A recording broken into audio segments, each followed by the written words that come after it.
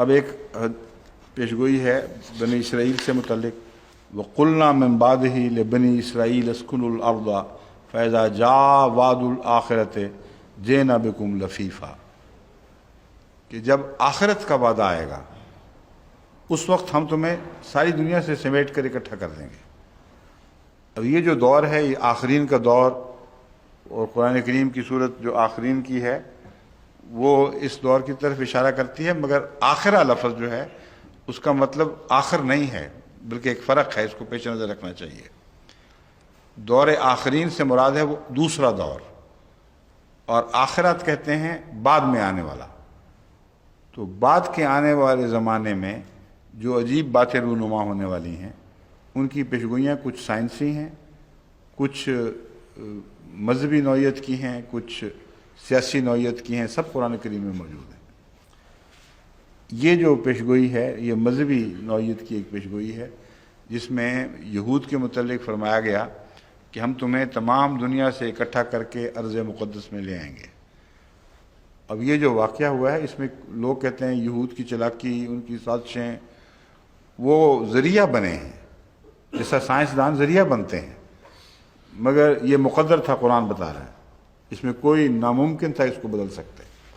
اب مسلمان علماء کو چاہیے تھا کہ اس آیت کا مطالعہ کر کے ایسی کوششیں نہ کرتے جو تقدیر کو بدلنے کی کوشش ہو، اس سے ان کو نقصان پہنچنا تھا، اور ہر دفعہ جب خدا کی تقدیر سے ٹکرائے ہیں ان کو نقصان پہنچا ہے۔ اس تقدیر کو سمجھ کر وہ کوششیں کرنی چاہیے تھیں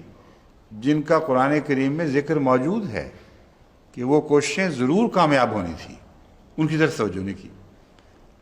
تو میں یہ نہیں کہہ رہا کہ ہاتھ توڑ کر بیٹھ رہتے کہ خدا کی تقدیر نے ظاہر ہونا ہے، میں یہ بتا رہا ہوں کہ یہ ایسی مبرم تقدیر تھی جس کے متعلق کوئی تبدیلی ممکن نہیں تھی، لیکن اس کے بعد ایک اور بھی تقدیر مقدر ہے، اس طرف اگر توجہ کرتے تو کم سے کم نقصان پر اسرائیل میں وہ جینا بکم لفیفہ کی پیشگوئی پوری بھی ہو جاتی، اور آخری فیض مسلمان پاتے اور آخری فتح مسلمانوں کو ہوتی۔ وہ ہے وَلَقَدْ كَتَبْنَا فِي الزُّبُورِ، یہ بنی اسرائیل 105 ہے، دوسری آیت ہے الانبیاء 106 107 آیات ہیں دو۔ وَلَقَدْ كَتَبْنَا فِي الزُّبُورِ مِن بَعْدِ الذِّكْرِ أَنَّ الْأَرْضَ يَرِثُهَا عِبَادِيَ الصَّالِحُونَ إِنَّ فِي هَذَا لَبَلَاغًا لِقَوْمٍ عَابِدِينَ۔ کتنا کھول کر خدا تعالیٰ نے یہ پیغام سمجھایا تھا کہ اب اگر تم اس زمین پر قبضہ کرنا چاہتے ہو تو عباد الصالحین بننا پڑے گا، خدا کے پاک نیک بندے بنو گے تو یہ زمین ملے گی، ورنہ نہیں ملے گی، جو مرضی زور لگا لو۔ ان فی ھذا لبلاغا لقوم عابدین، اس میں ایک بہت بڑا پیغام ہے۔ وہ خدا کے بندے جو محمد رسول اللہ کی امت میں ہیں، عابدین کہلاتے ہیں، ان کے لیے اس میں ایک بہت بڑا پیغام ہے، ایک عظیم پیغام ہے، بلاغن۔ اس کو سمجھیں گے تو فائدہ اٹھائیں گے، نہیں سمجھیں گے تو ٹکرے مارتے رہیں گے، ان کا کچھ بھی نہیں بنے گا۔ اب تک تو نہ سمجھنے والا دور چل رہا ہے، بس یہ درس سن رہے ہیں عرب بھی، تمام دنیا میں لوگ سن رہے ہیں، ان کو میں سمجھاتا ہوں کہ اس پیغام کو سمجھیں، یہ بلاغن ہے، بہت بڑا عظیم الشان پیغام ہے۔ اس کے تابع اپنی روزمرہ کی زندگی کو صالح بنائیں،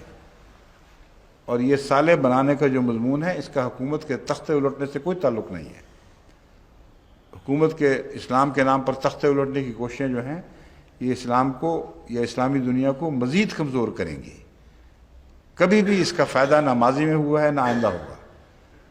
اس لیے یہ ظلم نہ کریں اپنی جان پر، ایک خودکشی کے بعد یہ دوسری خودکشی ہو رہی ہے۔ پہلے خدا کی تقدیر سے غلط طریق پر ٹکرانے کی کوشش کی گئی، اور اب اس سے نقصان ہوا، جتنا تھوڑا ملنا تھا اس کو بڑھا دیا گیا بہت۔ وہ اسرائیل جو اسرائیلیوں کی کوششوں سے ملنا تھا ان کو، وہ تو چھوٹا سا خطہ تھا۔ جو اسرائیل ان کو مسلمانوں کی ناسمجھی کے نتیجے میں، ان کی لیڈرشپ کی غلطیوں کے نتیجے میں ملا ہے، وہ اس سے کئی گنا زیادہ ہے۔ کیوں جی آفتاب خان صاحب، کتنے گنا زیادہ ہے وہ؟ میں نے گلف کرائسس میں حساب کر کے بتایا تھا، 20-25 گنا بن جاتا ہے، بہت زیادہ ہے اس سے جو اصل تھا، بالکل چھوٹا سا تھا۔ تو یہ آیت جو ہے یہ زیر نظر نہیں الانبیاء کی 106 107 اللہ تعالیٰ فرماتا ہے کہ تمہیں مل سکتا ہے، مگر ہم نے زبور میں داؤد کو، جس کے نام پر سہونی تحریک چلی ہے، زائن ہل کا حضرت داؤد سے تعلق ہے، تو زائنسٹ موومنٹ نے جو اسرائیل لین لیا تھا، اگر تم چاہتے ہو کہ اسے حاصل کرو تو زبور پڑھ کے دیکھ لو،